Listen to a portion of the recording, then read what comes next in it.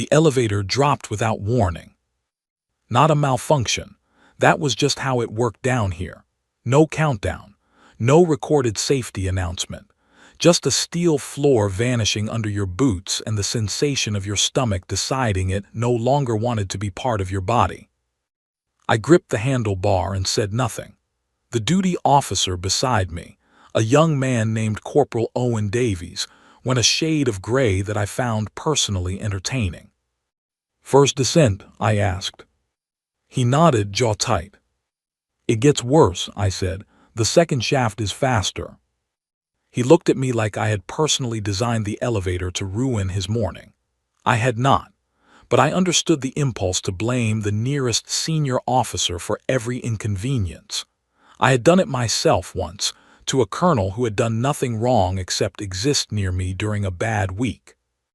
"My name is Commander Yara Osimensa. I have been attached to Program Kessler for 11 years, 4 months, and 16 days. Not that I was counting. The math just tends to stay with you when the thing you are counting toward is the size of a city and buried under the Antarctic Ocean floor." The first shaft bottomed out. The doors opened to a corridor of white concrete and cold fluorescent light. We walked 30 meters to the second shaft. I did not warn Owen Davies again. Some lessons land harder without preparation. The second shaft dropped faster. He made a sound. I looked at the wall. At the bottom, a third door. This one required 3 things from me in sequence: a retinal scan, a palm print, and something I still do not have a clean word for. Not a password, not a code. More like a question the facility asks, and the only correct answer is 11 years of your life handed over without complaint or explanation. The door opened. And below us, through a grated walkway that hung over nothing, through 300 meters of pressurized, temperature-controlled, classified Antarctic dark, was the ship. I had seen her 4 times before. I had never once found a way to be ready for it. She was long. That is the first thing. Not wide, not tall in the way that announces itself. Long in the way that makes your brain refuse the scale.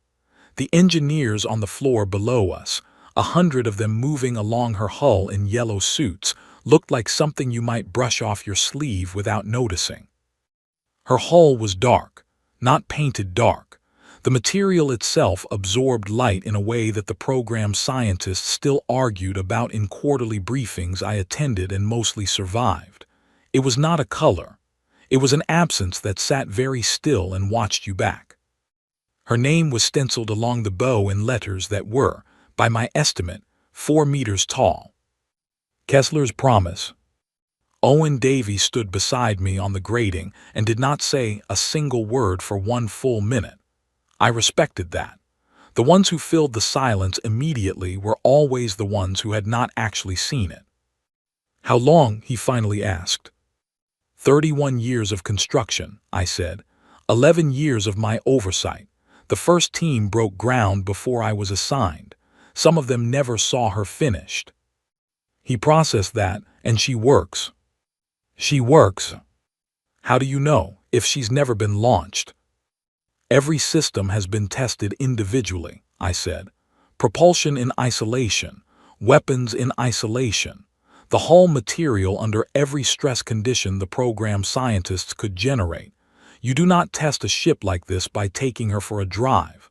You test every bone in her body before you ask her to stand up. He looked at the hull, at the letters. What does it mean, the name?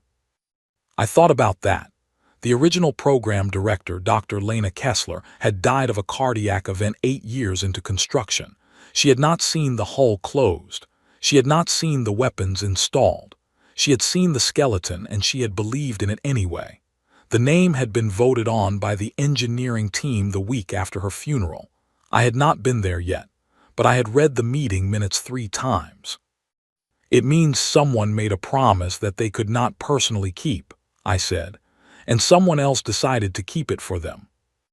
Owen Davies nodded slowly. He was starting to understand the shape of the thing, not just the ship, the whole 31 years of it. The briefing room was 2 levels down, cut directly into the bedrock. Admiral Constance Adler was already seated at the head of the table when we arrived. She was 64 years old, built like someone who had never once accepted a chair that was offered to her, and she had the particular expression of a person who had been awake since before the concept of sleep was invented. On the table was a single folder. I did not open it. I already knew most of what was in it. "Sit," the Admiral said. We sat. She talked for 12 minutes. She covered the Veth Compact's 40-year campaign of economic strangulation across human shipping lanes. She covered the hegemony of Sorrow's colony taxation protocols, which was a clean bureaucratic phrase for a practice that had left 14 outer settlements unable to support their own food production. She covered the Pale cartographers and their route monopolies, and the way those monopolies had quietly redirected 40% of human commercial traffic into corridors that the cartographers could tax, monitor, and occasionally make permanently unavailable. She did not use emotional language. She used numbers. The math was enough. When she finished, she closed the folder. "For 40 years, she said, Earth has negotiated. Earth has paid. Earth has attended every summit and signed every accord and made every accommodation that was asked of it, while doing something else." She let that sit for a moment. 3 separate programs running concurrently, none aware of the others until the 9th year. Kessler's promise is the result of all 3 merging. She looked at me. "You have questions?" "One," I said, "timeline for launch." The Admiral looked at her watch. "She launched 4 minutes ago." I heard Owen Davies stop breathing beside me. I did not stop breathing. I had been waiting 11 years for 4 words. My lungs were not going to miss them. "The crew?" I asked. 60 personnel, all volunteers, all briefed fully. Captain is Nathan Cole, you know him. I did. Nathan Cole was the kind of person who could make a 31-year plan feel like a reasonable Tuesday. He had been my first choice for command 3 years ago when the program started seriously discussing the crew list. I had not said that out loud to anyone. I did not need to. "And the other 6, I asked. The Admiral allowed herself something that was almost, in the right light, a smile. "Already positioned." Owen Davies made a sound then, not a word, just a sound. The kind your body makes when your brain has received information that is structurally too large for the space available. I understood. I had made the same sound, alone in a bathroom in this facility, the night I first read the full scope of the program. I had run the water so no one would hear me. 7 ships, 31 years. The entire time that humanity was bowing its head at diplomatic tables and handing over tariff payments and writing formal letters of protest that everyone knew would be filed and forgotten. 7 ships. The galaxy had been watching the hand that was signing the papers. Nobody had thought to watch the other hand. I stood up from the table. Outside, I knew, through 30 kilometers of ice and ocean floor and pressurized steel corridors, Kessler's promise was already moving through deep space at a velocity that should not have been physically possible according to the published limits of human propulsion technology. The published limits were a document we had written ourselves. "What are your orders, Admiral?" I asked. "Go home," she said. "Sleep. When you wake up, the galaxy will be a different shape." I looked at her for a moment. "And if they respond militarily?" The Admiral picked up her folder. "That," she said, "is what the other 6 are for." She walked out. Owen Davies looked at me with the expression of someone who had taken an elevator expecting a routine inspection and arrived somewhere he had no map for. I picked up my bag. "Come on, Corporal," I said. "The elevator back up is worse than the one down." He followed me. Neither of us said another word until we were back above the ice, standing in the Antarctic wind, watching a sky that looked completely normal from down here and was, 30 light minutes away, no longer anything close to it. The Veth Compact Intercept Commander was named Vexar Thune, and he was bored. This was not unusual. The Karas Corridor Intercept posting was the kind of assignment given to officers who had performed adequately, which was the Veth military's precise and uncharitable way of saying they had not done enough to earn a better posting and not enough wrong to earn a worse one. Adequate was its own kind of slow punishment in the Veth Compact's career structure. The corridor was a choke point between human commercial space and the outer transit lanes. It had been used as a toll collection station for 19 years. 19 years of the same sequence. A human convoy appeared on sensors. A demand was transmitted. The convoy hove to. The tariff was paid. The convoy moved on. 19 years without a single variation. Vexarthun watched his sensor operator, a young Veth officer who had been awake too long and showed it in the slight drop of his secondary eyelids, mark the incoming convoy on the board. Human transponder signals, 12 vessels, tonnage readings consistent with a commercial freight movement, standard approach vector. Vexarthun issued the standard demand without looking up from his secondary display, where he was reviewing the quarterly assessment reports that his supervisor would read once and forget. Heave 2, prepare for toll processing. Non-compliance will result in vessel detention. 19 years, same words, same result. This time there was silence. Not the silence of a delayed transmission, not a communications lag, a deliberate occupied silence, the kind that has weight in it. Vexarthun set down his report. He looked at the main display. 12 human transponder signals. Yes, but the mass reading below those 12 signals was wrong, completely wrong in a way that his sensor operator was currently staring at with his secondary eyelids now fully open. Recalibrate, Vexarthun said. Already done twice, Commander. The reading is accurate. The mass beneath those 12 civilian signals was not 12 ships. It was not 20 ships. The sensor system had tried to categorize it 4 separate times and returned 4 different classifications, none of which made sense. Bulk carrier, space station, debris field, planetary fragment. None of those were right. Whatever was sitting in the Karas corridor, using 12 civilian transponders as a kind of light blanket thrown over something that did not need a blanket because nothing in this corridor had ever threatened it, was in a category that Vexarthun's military career had not prepared him for. One of his frigate captains, operating on a combination of training and the specific kind of fear that disguises itself as decisive action, opened fire.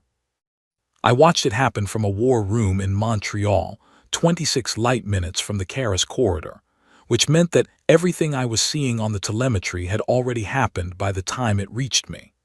I was watching the past in real time, which was a sentence I had gotten used to over 11 years of working on a program that dealt routinely in impossible things.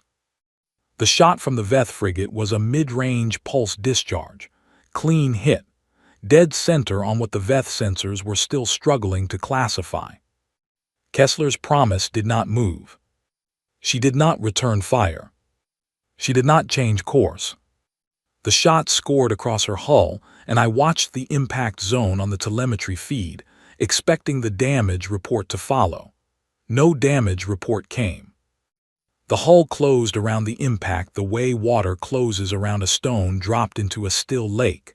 Not a repair, not a patch, a return to original condition that took approximately 3 seconds and looked, on the sensor feed, almost casual, like the ship had simply declined to be marked.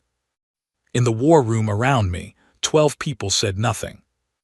The Veth frigate that had fired went still on the display. I imagined Vexarthun, or whoever was looking at their sensors right now, trying to understand what they had just watched. Trying to find a category for a ship that absorbed a weapons strike and healed it like a minor inconvenience. Then the Veth fleet scattered. Not a tactical retreat, not an organized withdrawal. 6 directions at once, each ship apparently making its own independent decision about which part of space it would most prefer to be in, as long as that part of space was as far as possible from whatever was sitting in the Karis corridor.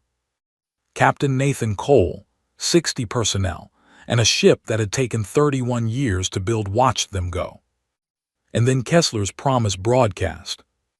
The message went out on every Veth military frequency simultaneously. I had a transcript in my hand 30 seconds after it arrived. The message was in perfect Veth dialect, which had taken our linguistics team 6 years to master well enough to pass for a native speaker, and it was addressed not to Vexarthun's intercept station, but to the Veth Compact High Command, on their most secure internal channel, which we had been passively monitoring for 9 years without ever letting them know it. I read the transcript. I put it down. I picked it up and read it again. Around me, the war room was completely silent. Everyone was looking at me. I was the senior officer present. My reaction was going to set the temperature for the next several hours. I pressed my lips together. A sound came out of me that I had not planned. Not a word. A laugh. Short and involuntary, the kind that arrives before you can decide whether to let it. I covered my mouth with my hand. The laugh came again anyway. Lieutenant Kara Hollies, stationed 2 chairs to my left, leaned slightly toward me. "Commander." I set the transcript on the table face down. "The message is appropriate," I said. "It is also the funniest thing I have read in 11 years. Can you tell us what it says?" I considered this. "No," I said, "but I will tell you that Nathan Cole wrote it himself and that when this is over, I am going to have it framed." I picked up my coffee. It had gone cold while I was watching the telemetry. I drank it anyway. "What happens now?" Hollies asked. I looked at the display. The Veth fleet was still scattering. Kessler's promise sat in the Karis corridor like something that had always been there and had simply been patient enough to wait until it was noticed. "Now," I said, "the message reaches High Command. They pass it to every Allied power they have, and then every Allied power they have calls an emergency session." "How long does that take?" I checked the timestamp on the telemetry. I ran the math on transmission lag, bureaucratic response time, and the particular speed at which fear moves through political systems.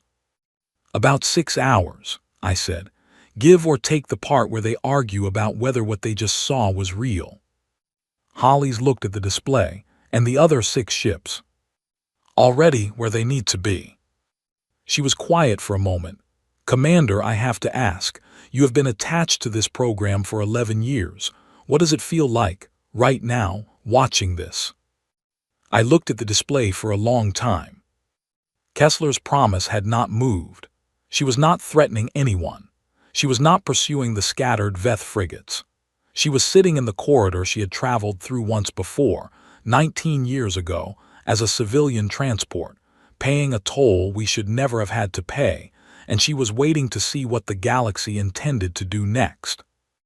"It feels like an exhale," I said. Hollies nodded like she understood. She did not understand. Not fully. She had not been in a rehabilitation facility for 9 years relearning the use of her legs after a Veth engagement.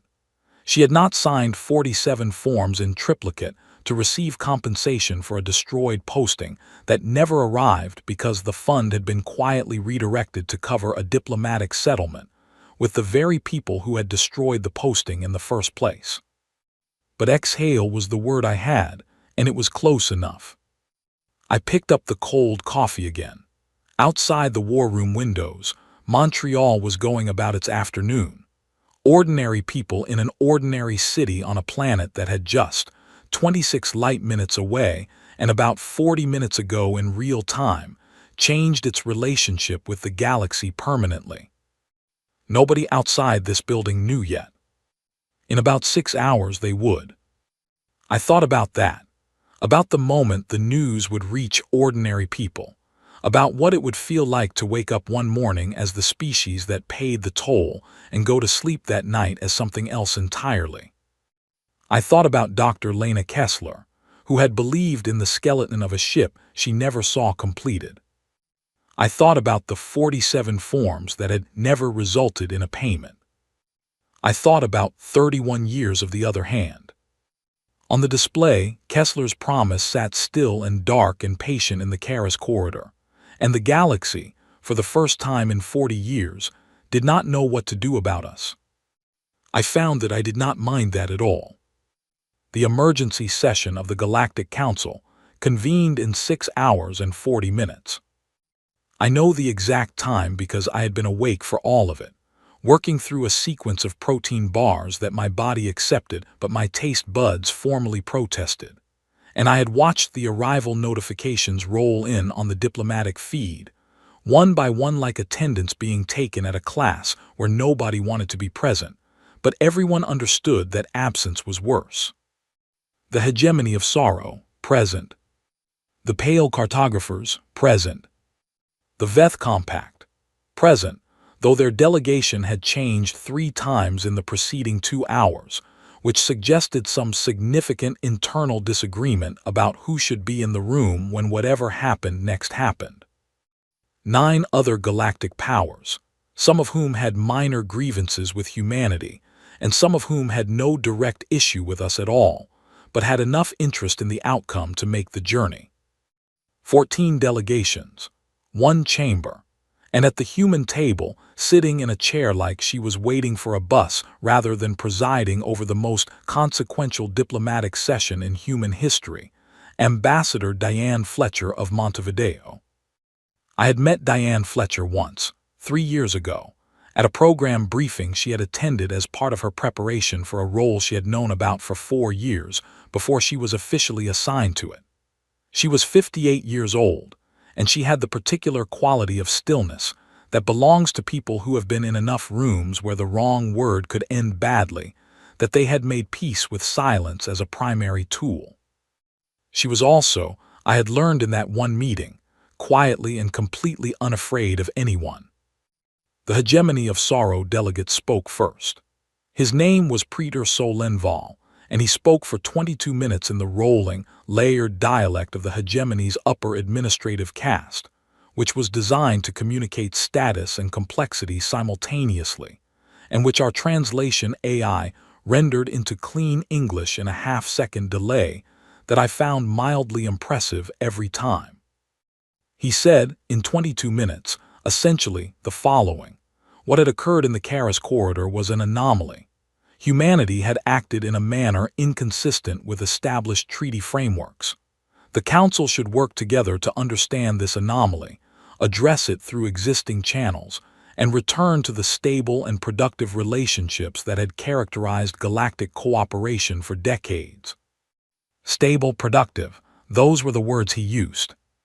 I wrote them down in my notebook, which I kept for exactly this kind of moment, and underlined them twice.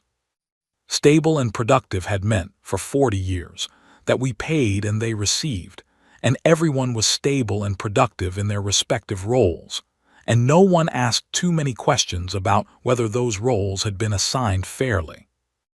The other delegations followed with variations of the same theme, some more aggressive, some more carefully neutral.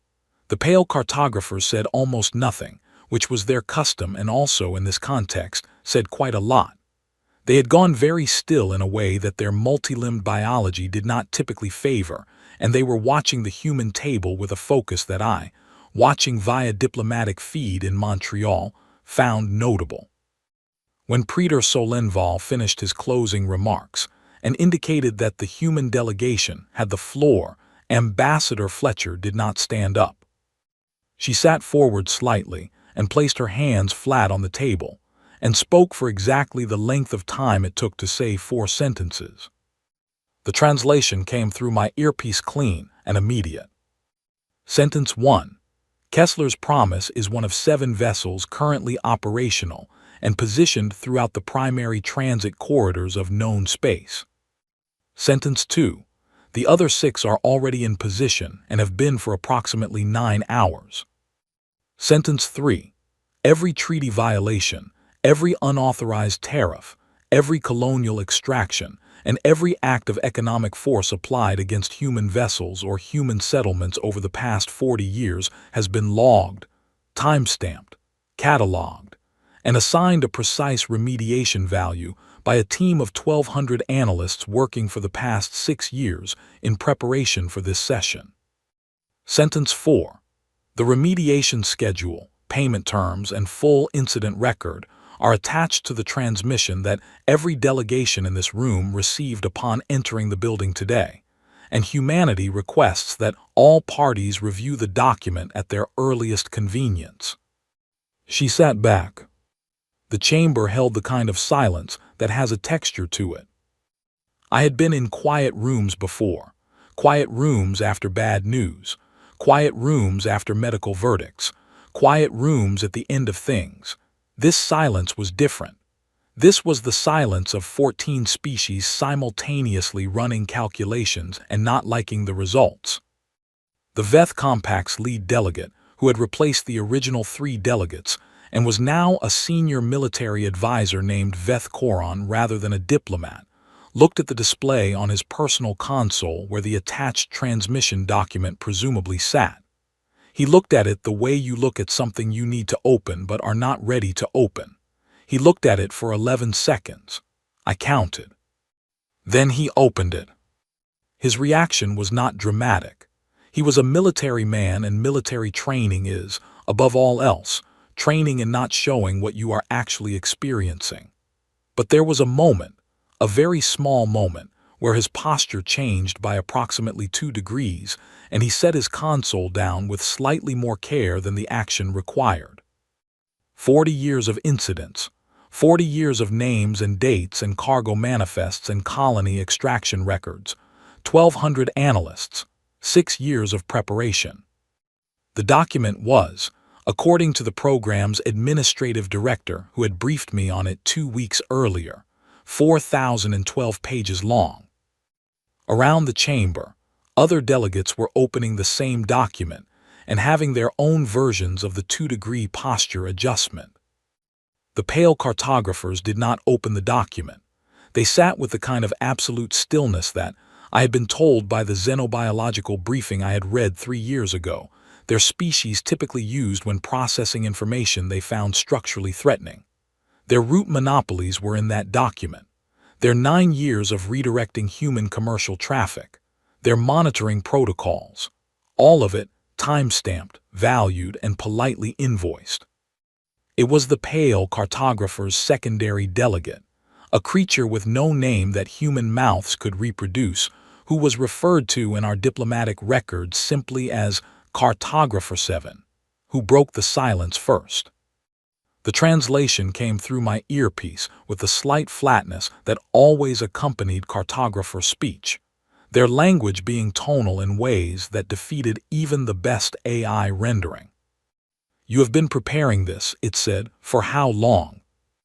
Diane Fletcher looked at Cartographer 7 with the expression of someone who has been asked a question they have known was coming for years, and have therefore had years to decide exactly how to answer. Long enough, she said. Cartographer 7 was still for another 3 seconds. And the ships, the 7 ships, how long were they under construction? Long enough, she said again. The hegemony delegate interjected, his voice carrying the sharp upper register that the hegemony used when performing authority in rooms where authority was not automatically granted. This council requires full transparency on the nature and capability of these vessels. The existence of an undeclared military program of this scale constitutes a violation of the Galactic Non-Escalation Accords of. Ambassador Fletcher. This came from a delegate I had not expected to speak yet. The Shen Cooperative, a smaller power with no direct grievances against humanity, seated near the far end of the table. Their representative was a quiet, gray-skinned individual named Shen Valos who had said nothing for the first 2 hours of the session. May I ask a direct question? Diane Fletcher gestured a yes. The incident in the Karis corridor, the Veth frigate that opened fire, Kessler's promise absorbed the strike and sustained no damage. A pause. Is that representative of all 7 vessels? Yes, said Diane Fletcher. And the remediation document, the payment schedule, is this a demand or an opening position for negotiation? Diane Fletcher looked at him for a moment with an expression I could not fully read through the feed. Then she said, "It is a complete accounting. Humanity is open to discussing the timeline for remediation.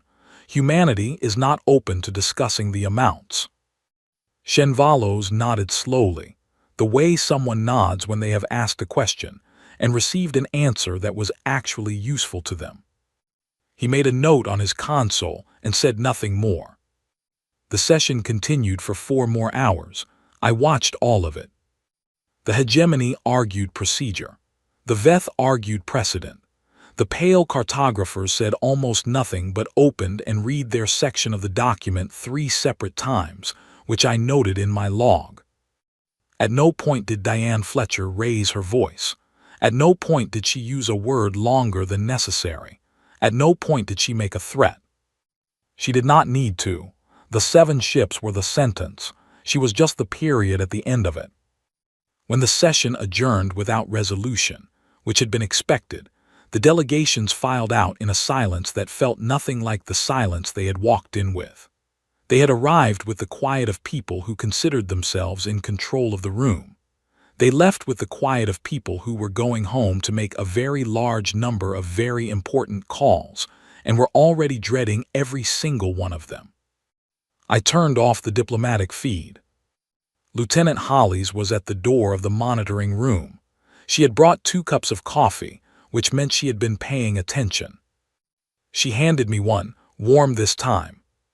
"How did it go?" she asked. I thought about Veth Koron opening the document with careful hands, about Cartographer 7 going still, about the hegemony delegate saying stable and productive while 14,000 colonial workers on Kepler 7 were on rations that the hegemony's extraction tariffs had made necessary. 4,012 pages, I said, and not one of them said it was wrong. Hollies looked at her coffee. What happens if they reject the terms? I looked at the window. Montreal was dark now. The city had gone through an entire ordinary day while the galaxy sat in a room and read an invoice. Then the other 6 ships have standing orders, I said. She nodded. She did not ask what the orders were. She had been in this building long enough to understand that some questions were answered better by waiting than by asking. I drank my coffee. It was the best thing I had tasted in approximately 11 years. 3 galactic powers rejected the terms. I want to be precise about which 3 because in the years that followed there would be considerable effort by certain parties to obscure or complicate the record, and I was there, and I read every document, and I will not cooperate with obscuring it. The Veth Compact rejected the terms. The Hegemony of Sorrow rejected the terms. A smaller power called the Marginal Fleet Confederacy, which had contributed approximately 40 incidents to the 4,012-page document, and had apparently decided that 40 incidents did not constitute a serious enough history to warrant compliance, also rejected the terms. They announced their rejection jointly, via formal transmission, 48 hours after the session adjourned. The transmission was long and carefully worded and essentially communicated that humanity had acted in bad faith by developing undisclosed military assets, that the remediation document was legally invalid under 3 separate treaty frameworks they cited in the annexes, and that they were prepared to enforce their position through the combined military resources of all 3 powers. The combined military resources of all 3 powers, per the intelligence assessments our program had been compiling for 6 years, amounted to approximately 400 active warships across all vessel classes. I read the rejection transmission twice. I noted the treaty citations, which were technically accurate and also completely irrelevant to any outcome that involved 7 ships with hulls that healed like water. I noted the language around enforcement, which was designed to sound certain and did not quite succeed. Then I went to find Admiral Adler. She was in the facility's secondary operations room, which had been activated for the first time in 3 years, and she was standing at the main display with her arms folded and the expression of someone who had been expecting this news and had still preferred the alternative. "They rejected it," I said. "I know. All 3. I know." I stood beside her and looked at the display. 7 blue markers at 7 points across the transit network. Kessler's promise in the Karas corridor, where she had been sitting, patient and still, for 4 days. Her 6 sisters in their respective positions, covering the 6 other primary choke points that our program strategists had identified as the essential junctions of galactic commerce and military movement. "Nathan has his orders?" I asked. "Has had them for 2 days," the Admiral said. "He was expecting this.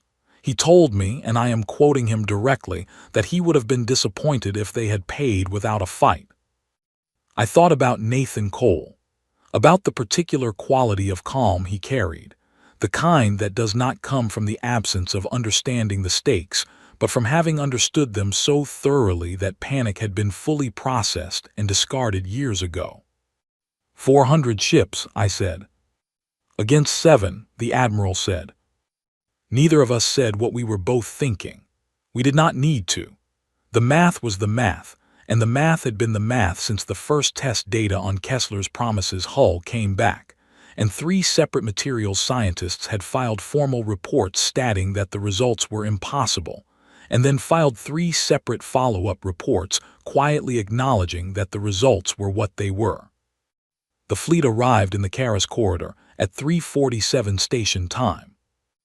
I watched the telemetry feed from the operations room, the same 26-minute delay as before, which meant by the time I saw them arrive it was already over.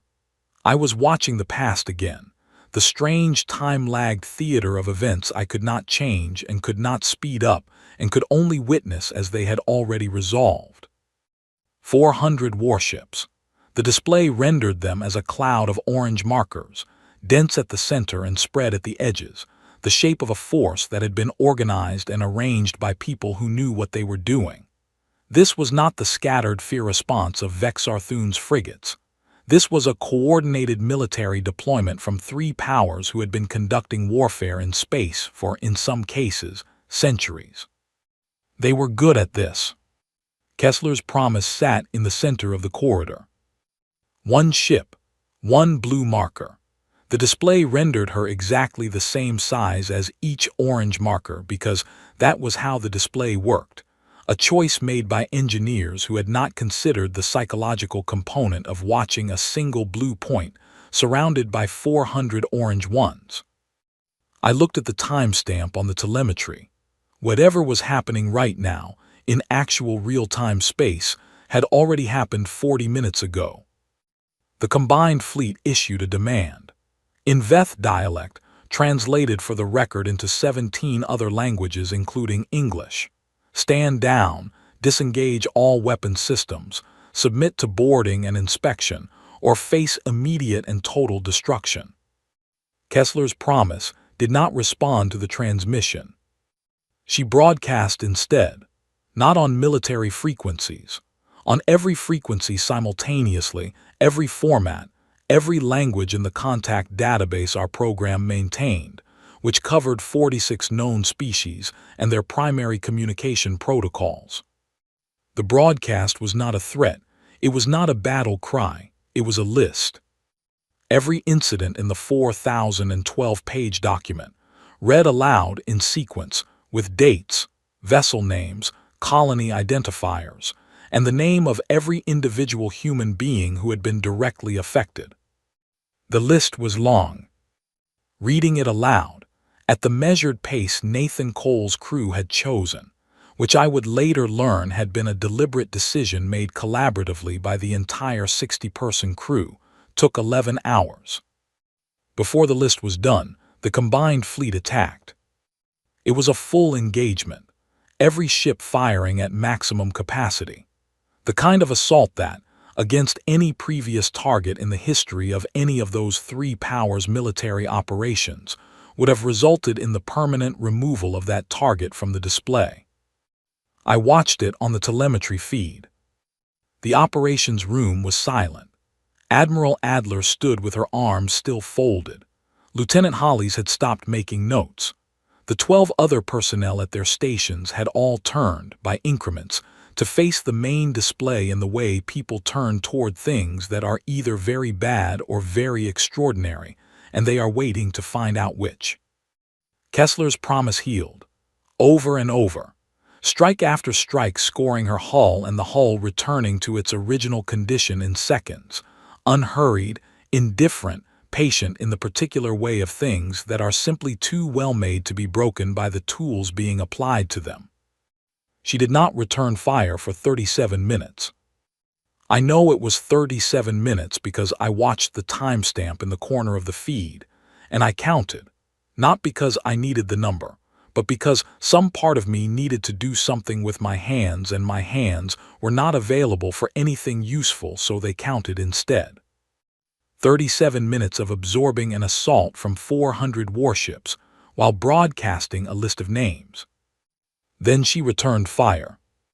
And here is where I want to be very careful with the record, because this is the moment that in subsequent years was described in 100 different ways by 100 different sources, most of whom were not in the operations room in Montreal, most of whom had not spent 11 years with the program documents, and most of whom had an interest in making it sound like something it was not. Kessler's promise did not destroy the fleet. I want to say that again, clearly, because it matters, and because the word annihilation had been used in various external accounts, and that word is technically applicable but misleading without context. She dismantled it.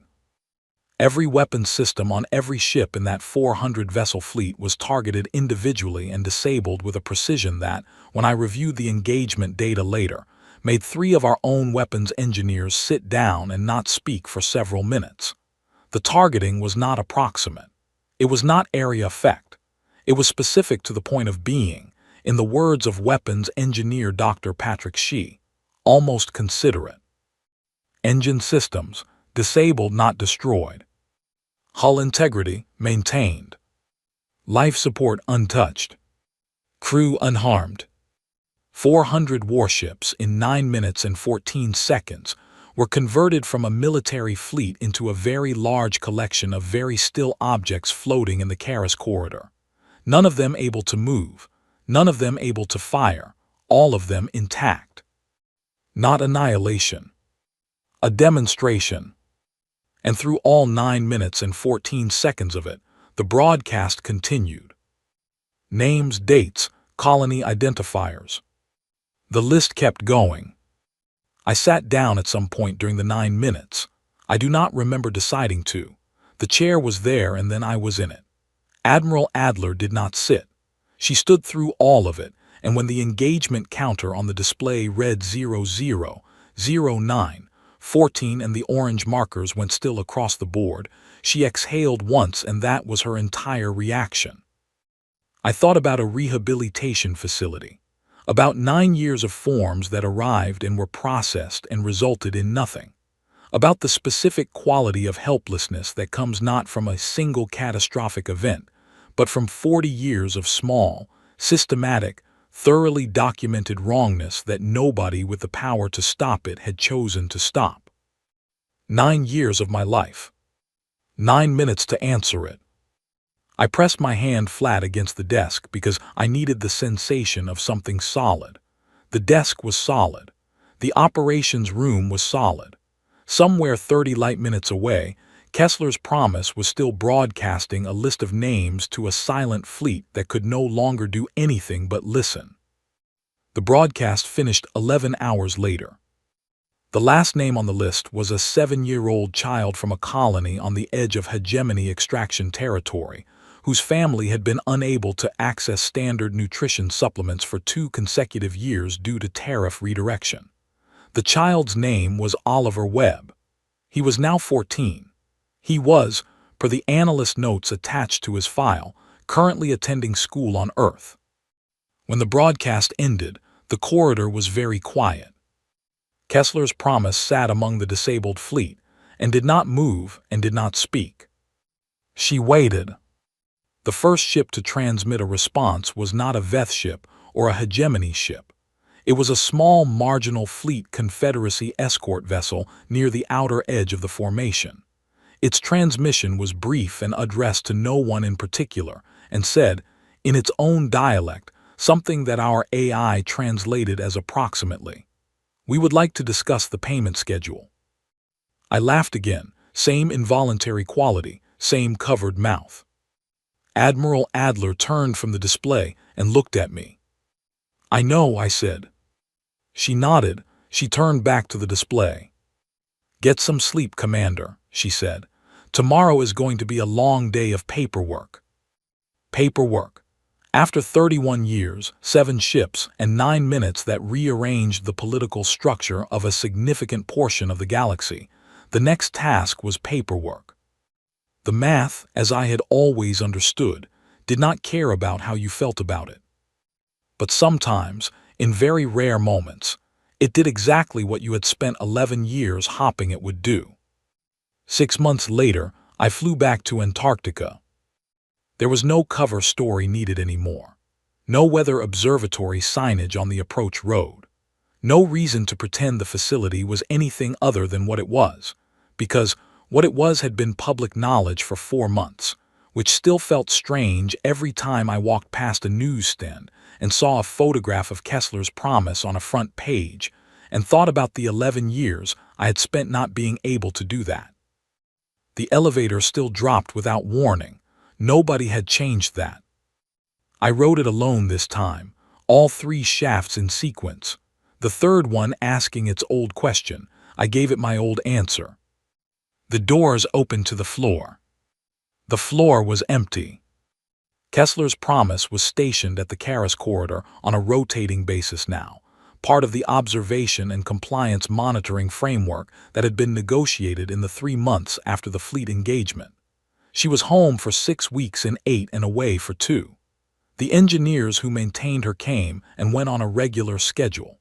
The floor had lights and equipment racks and all the infrastructure of an active facility. But the ship was away today. I walked the length of the floor. The floor itself still held her shape. Not a depression. Not a visible mark exactly. More like the space remembered being used for something significant.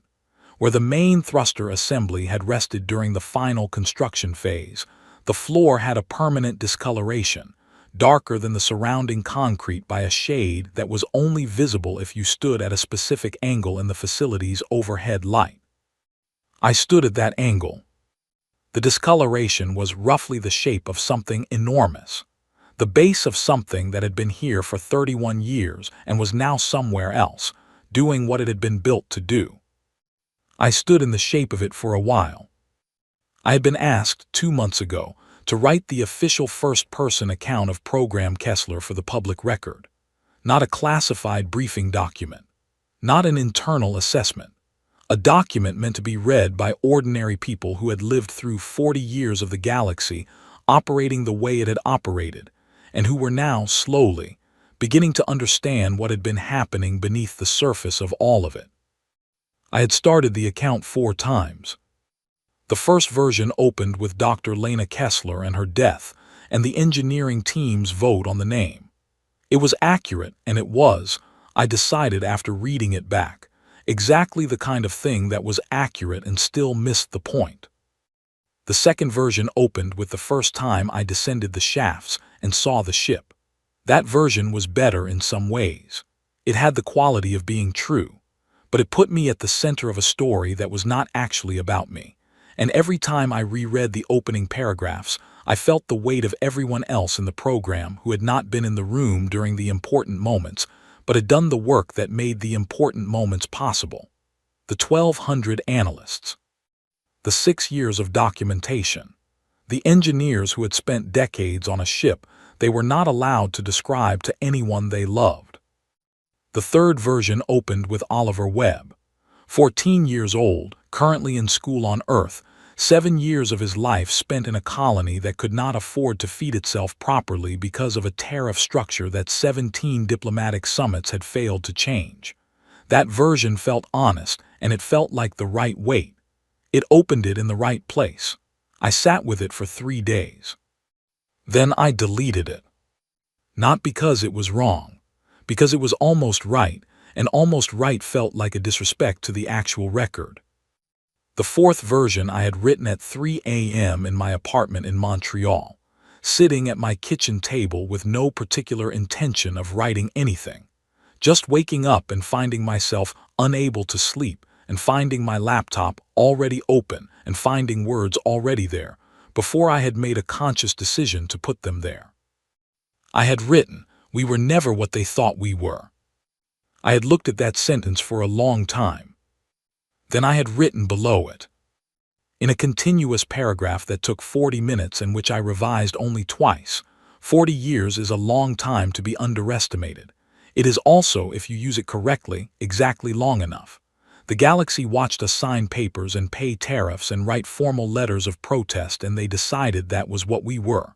Cooperative, accepting, perhaps a little slow to anger, perhaps fundamentally oriented toward resolution over resistance. They had 40 years of evidence for that interpretation, and they were not wrong about the evidence. They were only wrong about the conclusion. We were not accepting what was done to us because we lacked the ability or the will to change it. We were accepting it because the alternative required 31 years of preparation, and we had not finished yet. I had read it back. I had sent it to Admiral Adler at 4 a.m. with a subject line that just said draft. She had called me at 6 a.m. She had said nothing for a moment when I picked up. Then she had said, "That is the one."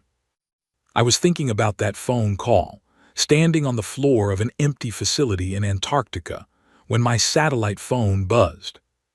It was Nathan Cole. "You are standing in my parking space," he said. I looked up at the ceiling, as if I could see through it and the bedrock above it and the ocean above that, and find Kessler's promise somewhere in the sky beyond. "Your parking space is the size of a city block," I said. "It is a large vehicle," he said. "We are inbound 6 hours. I know the schedule, Captain." "I know you know. I am calling because there is something you should know before we arrive." I waited. "We have a formal request," Nathan said, "from the Pale cartographers, transmitted 3 days ago to the program diplomatic liaison, forwarded to me because it was specifically addressed to the crew of Kessler's Promise." "What kind of request?" "A meeting, not a council session, not a formal negotiation. They want to send a delegation of 3. They want to meet the crew. They want to understand, and I am translating from the cartographer dialect here, so bear with me. What kind of mind builds something in silence for 31 years? I looked at the discoloration on the floor. "What did you tell them?" "I told them I would ask my commanding officer." "I am not your commanding officer anymore, Nathan. Program is in the transition phase. You report to Admiral Adler directly." "I know, I called you anyway." A pause, the comfortable kind, the kind that comes from knowing someone well enough that silence between you is just another form of conversation. "What do you think?" I thought about the Pale cartographers going still in the council chamber, opening the document 3 times, the route monopolies, the 9 years of monitoring, the 40 years of redirected traffic. I thought about what kind of mind builds something in silence for 31 years. "Tell them yes," I said, "but they meet the whole crew, not just the officers, the engineers, the operations staff, the medic, the person who runs the kitchen, all 60. That is a lot of people to introduce. They want to understand the mind that built it. The mind that built it is 60 people and 1,200 analysts and 31 years of engineers who went home at night and told their families they worked in logistics. Tell them they get the whole story or they get none of it." A longer pause. "That is the correct answer," Nathan said. "I know it is." 6 hours, he said. "Don't go anywhere."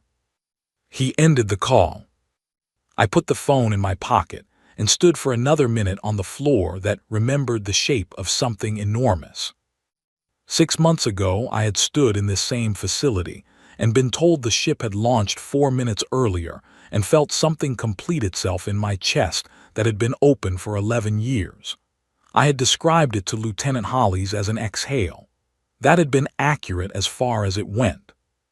What it felt like now, standing here, was different. The exhale was over. The air that came back in was different air, not the held breath of preparation, not the tight-lunged patience of 31 years of waiting and building, and not saying out loud the thing that you were building toward. Just ordinary breathing. The pale cartographers wanted to understand the mind that does this. I could have told them in a sentence. I could have given them the document. I could have pointed them at 4,012 pages of names and dates and colonial extraction records and said, "That is the mind. That is what builds a 31-year secret. Not ambition, not aggression, not the desire for power or dominance or the satisfaction of demonstrated superiority. The mind that does this is the mind that has been handed, year after year, form after form, summit after summit, the specific message that their experience does not count, and their losses do not matter, and their capacity to respond is not worth accounting for. And the mind that does this decides, quietly, with no announcement and no visible reaction, that it will simply wait long enough to prove otherwise." I walked back to the elevator. I went up all 3 shafts, the last one slower than I remembered it being on the way down, which was always how it worked. Going down the facility asked questions. Coming up it gave you time to sit with the answers. Above the ice, the Antarctic afternoon was the particular shade of white that has no gray in it. Just pure cold light coming off the snow in every direction with complete democratic indifference to whether you found it beautiful or not. I found it beautiful. My transport was waiting. The pilot, a young woman named Corporal Alice Prentice, who had been attached to the facility for 3 months and had not yet done a full descent, was standing outside the vehicle with her arms crossed against the cold, watching the sky with the expression of someone who was pretending not to be waiting. "Ready?" she asked. 6 hours, I said. "I need to be back in 6 hours." She looked at me. "The ship." "The ship." Alice Prentice nodded and did not ask anything else. She was young and she had been here 3 months, and she understood enough about what this facility was and what had come out of it to know that some questions were answered by the thing itself rather than by any explanation she could receive in advance. She was going to be fine. I got in the transport. The Antarctic light came in through the window and sat on the seat beside me, flat and clean and completely without agenda, and I leaned my head back and closed my eyes. In 6 hours, a ship the size of a small city would come home and 60 people would come down those shafts, and I would be there to see it. In the weeks after, 3 pale cartographers would sit across from 60 humans and ask their question, and the answer would take a long time to give because the honest answer was not a sentence. It was a life. It was 60 lives. It was 31 years of lives lived carefully and purposefully, and in the quiet certainty that the math would eventually come due. In the months after that, the remediation payments would begin. Slowly at first, contested at every procedural level available to powers that were accustomed to being the ones who set the procedures. Then more quickly.